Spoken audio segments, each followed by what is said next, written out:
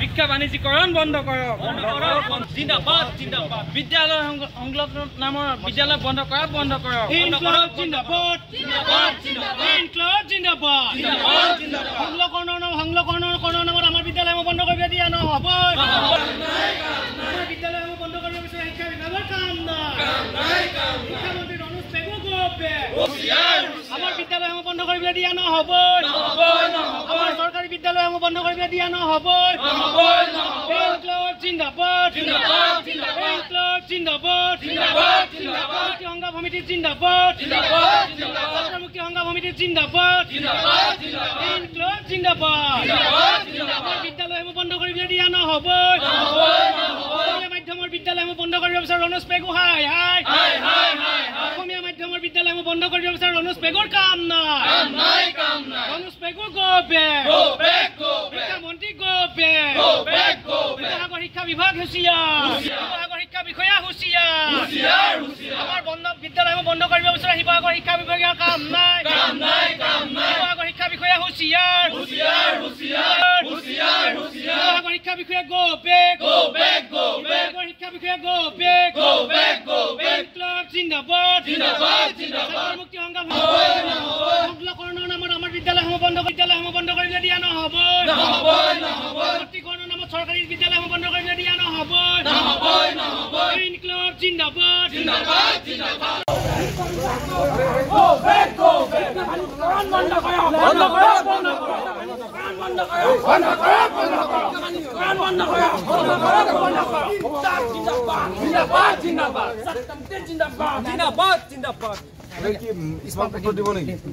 গম পাই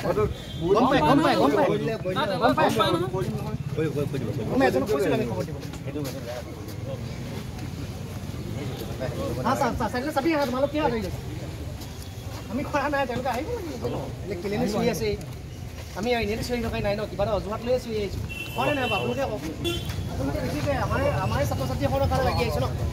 আৰু তেওঁলোকে আহি পেলাই যদি ওলাই আহি পেলাই সন্মান কৰিব নাজানে আমি যাবই লাগিব শিক্ষা বাণিজ্যিকৰণ বন্ধ কৰক ছাত্ৰক প্ৰতাৰণা বন্ধ কৰক ছাত্ৰ ঐক্য জিন্দাবাদ মানে গোটেই কথাটো শুনক দেই আপোনালোকে চাব আমাৰ প্ৰশাসনে আমাৰ ঘৰৰ পোহনীয়া কুকুৰকেইটাই যে চিঞৰে খুব চিঞৰে আমি হ'লেও বাহিৰলৈ ওলাই চাওঁ নে নাচাওঁ কি আহিছে চোৰে আহিছে নে ভাল মানুহে আহিছে নে কি আহিছে বা কোনোবা আলহী অতিথি আহিছে নেকি যে কামুৰিব নেকি হয়নে নহয় আমি গাঁৱৰ একেবাৰে নপঢ়া নুশুনা একেবাৰে নপঢ়া নুশুনা খেতিয়কৰ মানুহবিলাকেও যেতিয়া ঘৰৰ পোহনীয়া কুকুৰটোৱে যে কিয় আহিছে সুধিবৰ কাৰণে হয়নে নহয় কিন্তু আমি এই শিক্ষা বিভাগৰ কাৰ্যালয়টোৰ সন্মুখত আধা ঘণ্টা ধৰি আমি শ্লোগান দিলোঁ আমাৰ বিদ্যালয়সমূহ ৰক্ষা কৰিব লাগে দিছিলোঁ নে তো দিয়াৰ পিছত ইয়াত থকা তেওঁলোকৰ বিষয়াসকলে এজন হ'লেও ভদ্ৰতা সহকাৰে আহি পেলাই আমাক সুধিব লাগে নে নালাগে আচলতে কাৰ্যালয়টোৰ এই গণতান্ত্ৰিক আন্দোলনটোৰ পৰা আমি এটা কথা বুজিলোঁ যে চৰকাৰী বিষয়াসকল আচলতে চৰকাৰৰ লগত মিলিয়ে থাকে গোটেই কথাটো গম পালে নে প্ৰতিবাদ কেছ লগাই এওঁলোকক জেলত দিব পাৰি হয়নে নহয়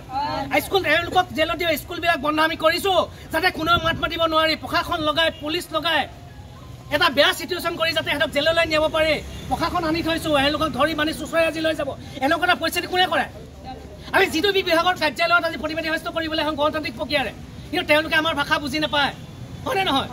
তেওঁলোকে দমত আছে ইয়াতে 50-60জন আজি আৰক্ষী প্ৰশাসন তেওঁলোকো আমাৰ ককাই ভাই যে আনি থৈছোঁ এওঁলোকে যদি বেছি গণ্ডগোল আমি কি অধিকাৰ বিচাৰি আহিছোঁ শিক্ষাৰ অধিকাৰ বিচাৰি আহিছোঁ স্কুলবিলাক বন্ধ কৰিবলৈ আহিছে তাক আমি প্ৰতিবাদ কৰিবলৈ আহিছোঁ আচলতে যি হ'লেও ইমান দিন ওলাই নাহিলে এটা বেয়া পৰিস্থিতিলৈ গৈছিলেগৈ তাৰ বাবে ছাৰকে সকলোৱে এটা হাত চাপৰি দিয়ক ওলাই যে আহিলে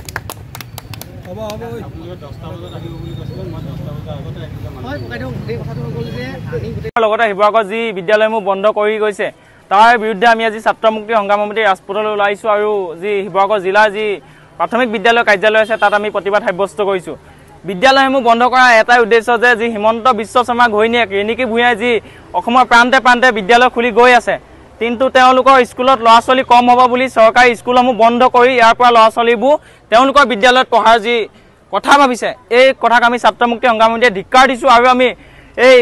শিক্ষা বিভাগটোক আৰু অসমৰ শিক্ষা বিভাগটোক সকীয়াই দিব বিচাৰিছোঁ যে যি বিদ্যালয়সমূহ বন্ধ কৰি গৈছে এই বন্ধকৰণ যদি বন্ধ যদি হয় আমি অনাগত দিনত কিন্তু ইয়াতকৈ আমি জংগী আন্দোলন কৰিবলৈ বাধ্য হ'ম ইয়াকে ক'লোঁ ধন্যবাদ পোৱা গৈছে যে চৰকাৰখনে এফালে উন্নয়নৰ শ্লোগান দি আছে, কিন্তু আনফালে তেওঁলোকে দেখি আছে যে শিক্ষা খণ্ডৰে একেবাৰে ধ্বংসৰ গৰাহলৈ নিব বিচাৰিছে। গোটেই কথাটো হ'ল যে একত্ৰীকৰণৰ নামত, সংলগ্নকৰণৰ নামত শিক্ষা বিভাগে যোৱাটো সময়ত বহু আমাৰ চৰকাৰী বিদ্যালয় তেওঁলোকে বন্ধ কৰি দিলে, যাৰ পৰিপ্ৰেক্ষিতত গাঁৱৰ ল'ৰা ছোৱালীয়ে 3 কিলোমিটাৰ খোজকাঢ়ি গৈ পেলাই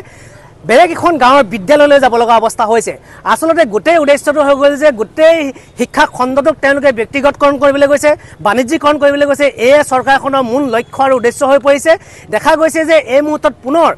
শিৱসাগৰ জিলাখনত 8খনকৈ চৰকাৰী বিদ্যালয় তেওঁলোকে বন্ধ কৰিবলৈ ওলাইছে। এই বন্ধ কৰি দিয়াৰ ফলত আচলতে যি অসমীয়া ভাষাটোৱে নিশেষ হৈ যাব। অসমীয়া মাধ্যমত পঢ়িবলৈ যে অসমীয়া ভাষাটো শিকাৰ যি ছাত্ৰ ছাত্ৰীসকলৰ কৌশল বা সৰুৰ পৰা যি শিকায়, এই বস্তুটো তেওঁলোকে বন্ধ কৰিব বিচাৰিছে। আপোনালোকে দেখিছে সমগ্ৰ অসমত আপোনালোকে দেখিছে বৰপেটা 6খন বিদ্যালয় তেওঁলোকে বন্ধ কৰিব বিচাৰিছে, বঙাইগাঁৱত 14খন বন্ধ কৰিব বিচাৰিছে, কাছাৰত 9খন, চৰাইদেউত 1খন, ডিব্ৰুগড়ত 5খন, গোৱালপাৰাত 3খন, হাইলাকান্দিত 10খন, হোজাইত 3খন, যোৰহাটত 7খন, কামৰূপ মহানগৰত 4খন, কৰিমগঞ্জত 8খন, লখিমপুৰ 19খন, মাজুলীত 31খন, মৰিগাঁৱত 31খন, নগাঁৱত 7খন, নলবাৰীত 6খন, শিৱসাগৰত 8খন, শোণিতপুৰত 3খন আৰু তিনিচুকীয়া জিলাত 4খন তেওঁলোকে বিদ্যালয় ইতিমধ্যে বন্ধ কৰিবলৈ বিচাৰিছে। আমি ইয়াত কৃষক মুক্তি সংগ্ৰাম সমিতি আৰু ছাত্ৰ মুক্তি সংগ্ৰাম সমিতিয়ে